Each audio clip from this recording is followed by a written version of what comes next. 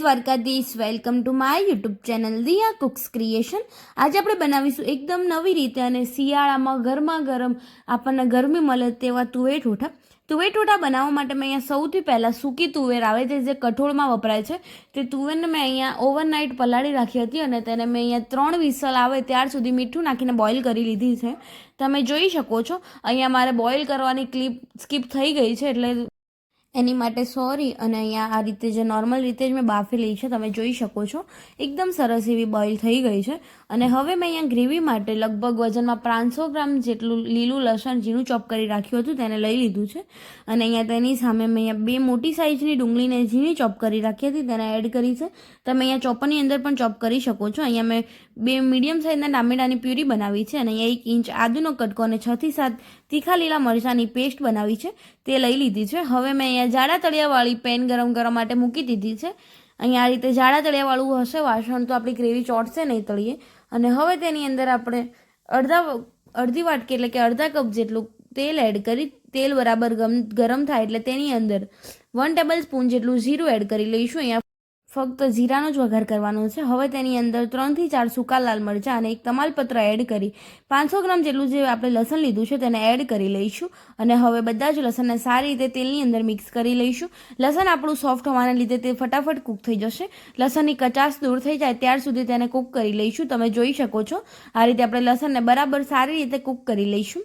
અહીંયા તુવેર ઠોઠાની અંદર તેલનું પ્રમાણ જેટલું જ વધારે હશે તેટલો જ તેનો ટેસ્ટ સારો આવશે।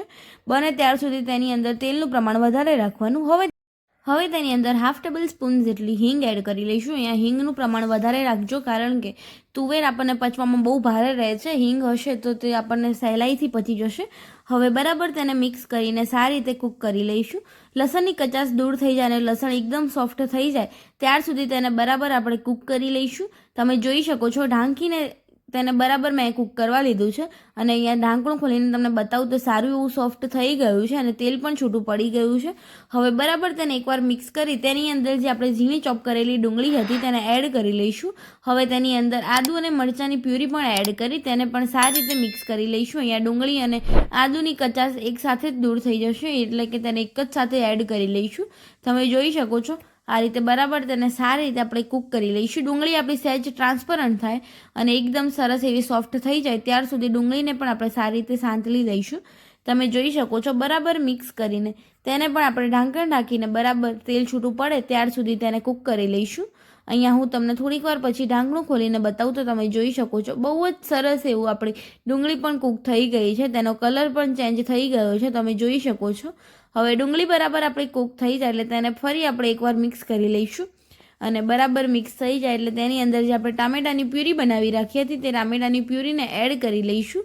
ટામેટાની પ્યુરીનો કલર પણ બહુ જ સરસ આવે છે જેના લીધે તુવેર ઠોઠાનો કલર પણ બહુ જ સરસ આવશે। હવે તેની અંદર ટેસ્ટ પ્રમાણે મીઠું, 1/2 ટેબલ સ્પૂન જેટલો હળદર પાવડર, 2 ટેબલ સ્પૂન જેટલું તીખું લાલ મરચું અને 1 ટેબલ સ્પૂન જેટલો ધાણા જીરાનો પાવડર એડ કરી બધા જ મસાલાને સારી રીતે મિક્સ કરી લઈશું। અહીંયા ટામેટાની પ્યુરીની ઉપર મીઠું એડ કરવાથી ટામેટા આપણા ફટાફટ કૂક થઈ જાય છે અને તેની કચાશ ઝડપથી દૂર થઈ જશે। અને હવે તેની સાથે જ મેં અહીંયા મસાલા એડ કરી લીધા છે। મસાલા જેટલા આપણા સારી રીતે કૂક થશે તેટલો જ તેનો સ્વાદ બહુ જ સરસ આવશે। હવે બરાબર તેને મિક્સ કરીને તેનો કલર પણ સારો એવો ચેન્જ થઈ ગયો છે અને હવે અહીંયા આપણે તમે જોઈ શકો છો બહુ જ સરસ એવું તેલ સેપરેટ થવા લાગ્યું છે તેને આપણે ઢાંકીને કૂક થવા દઈશું। અહીંયા ઢાંકીને કૂક થયા બાદ તેની અંદરથી સારું એવું તેલ છૂટું પડી ગયું છે અને બહુ જ સરસ એવો કલર આવે છે। હવે તેની અંદર અડધા કપ જેટલું ગરમ પાણી એડ કરી તેને બરાબર મિક્સ કરી લઈશું। અહીંયા જો તમે મીઠાશવાળું ખાતા હોય તો તેની અંદર ગોળ પણ એડ કરી શકો છો પરંતુ મેં અહીંયા ગોળને સ્કીપ કર્યો છે। જો તમને ભાવતું હોય તો તમે ગોળ એડ કરી શકો છો। હવે બરાબર તેને મિક્સ કરી સારી રીતે ઢાંકીને કૂક થવા દઈશું। અહીંયા બહુ જ સરસ એવું કૂક થઈને તૈયાર થઈ ગયું છે તમે જોઈ શકો છો સારું એવું તેલ છૂટું પડવા લાગ્યું છે। હવે તેની અંદર 1 ટેબલ સ્પૂન જેટલો ગરમ મસાલો અને 1 ટેબલ સ્પૂન જેટલો કિચન કિંગ મસાલો એડ કરી બધી જ વસ્તુને સારી રીતે મિક્સ કરી લઈશું। અહીંયા બહુ જ સરસ એવું તેલ છૂટું પડી ગયું છે। આ રીતે તુવેર ઠોઠાની ઉપર તેલની તરી હશે તો બહુ જ સરસ સ્વાદ આવશે। અને અહીંયા બરાબર મિક્સ કરીને સારી રીતે તેને કૂક કરી લઈશું। બહુ જ સરસ એવી આપણી ગ્રેવી કૂક થઈ ગઈ છે અને બહુ જ સરસ એવું તેલ પણ છૂટું પડી ગયું છે। હવે તેલ છૂટું પડી જાય એટલે તેની અંદર જે તુવેરો આપણે બોઇલ કરી રાખી હતી તે તુવેરોને એડ કરી લઈશું। અહીંયા તમે જો સૂકી તુવેરથી ન બનાવવા માંગતા હોય તો શિયાળામાં લીલી તુવેર અવેલેબલ હોય તો તમે લીલી તુવેરનું પણ આ રીતે જ બનાવી શકો છો. હવે આ રીતે બરાબર તેને મિક્સ કરી લઈશું. તમે જોઈ શકો છો અહીંયા મારી કઢાઈ બહુ નાની હોવાને લીધે મિક્સ કરવામાં બહુ જ તકલીફ પડે છે. તમે આ ભૂલ ના કરતા બહુ મોટું વાસણ લેજો જેથી કરીને તકલીફ ન પડે. આ રીતે તમે જોઈ શકો છો બહુ જ સરસ એવી આપણી તુવેરો મિક્સ થઈ ગઈ છે. આ રીતે બરાબર તુવેરોને આપણે મિક્સ કરી લઈશું જેથી કરીને ગ્રેવીની અંદર તુવેરો સારી રીતે મિક્સ થઈ જાય. અને હવે ગ્રેવીની અંદર સારી રીતે આપણી તુવેરો કોટ થઈ ગઈ છે. તમે જોઈ શકો છો બહુ જ સરસ એવી મિક્સ થઈ ગઈ છે. બરાબર તુવેરો મિક્સ થઈ જાય એટલે તેને ફરી આપણે ઢાંકીને થોડીક વાર માટે કૂક થવા દઈશું જેથી કરીને તુવેરોની અંદર પણ તેનો ટેસ્ટ આવે. તમે જોઈ શકો છો આ રીતે બરાબર ઢાંકીને મેં કૂક કરી લીધી છે અને તેની અંદરથી સારું એવું તેલ છૂટું પડી ગયું છે. અને અહીંયા આપણી સારી એવી બજારમાં મળે તેવા સ્વાદ સાથે જ આપણી તુવેરો તૈયાર થઈ ગઈ છે. એકદમ અમેઝિંગ તેની સુગંધ આવી રહી છે. બહુ જ સરસ એનો ટેસ્ટ પણ હોય છે. તમે જોઈ શકો છો.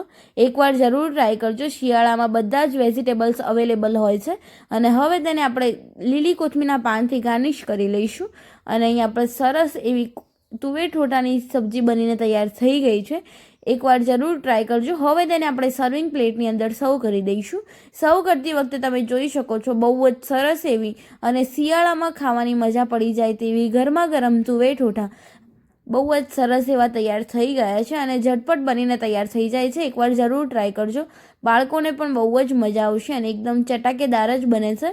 અને હવે બરાબર સર્વ થઈ જાય એટલે તેની ઉપર આપણે ઝીણી સમારેલી ડુંગળી એડ કરી લઈશું. જો ડુંગળી ન ભાવતી હોય તો સ્કીપ કરી શકો છો. અને તેની ઉપર ઝીણી સેવ એડ કરી લઈશું. અહીંયા મેં નાયલોન સેવ લીધી છે. તમે કોઈ પણ સેવ એડ કરી શકો છો. અને હવે તેની અંદર જો ખાવા માટે અહીંયા બ્રેડને પણ સર્વ કરી લઈશું. અહીંયા તમે બ્રેડ શેકીને પણ એડ કરી શકો છો. અને અહીંયા મેં મીઠાશ માટે જલેબીને પણ તેની સાથે સર્વ કરી છે. તુવેર ઠોઠા સાથે જલેબી હોય તો બહુ જ મજા આવે છે ખાવાની. અને અહીંયા આપણી સર્વિંગ પ્લેટ પણ સર્વ થઈને તૈયાર થઈ ગઈ છે. એકવાર જરૂર ટ્રાય કરજો. બહુ જ મજા આવશે. જો તમને મારી આ રેસીપી ગમી હોય તો લાઇક કરજો, શેર કરજો અને કમેન્ટ કરજો. કમેન્ટ બોક્સમાં મને જરૂર જણાવજો કેવી લાગી મારી આ રેસીપી. અને હા, મારી ચેનલ પર જો નવા હોય તો ચેનલને સબસ્ક્રાઈબ કરી બેલ આઇકન જરૂર દબાવજો જેથી કરીને મારી અવનવી રેસીપી તમને સૌથી પહેલાં જોવા મળે. મળીએ કોઈ નવી રેસીપી સાથે. ત્યાર સુધી બધાને જય દ્વારકાધીશ, જય શ્રી કૃષ્ણ. અને હા, અહીંયા સ્ક્રીન પર મારી ચેનલની બીજી પણ રેસીપીસ તમને જોવા મળતી હશે તે બીજી પણ રેસીપીસ તમે જોઈ શકો છો.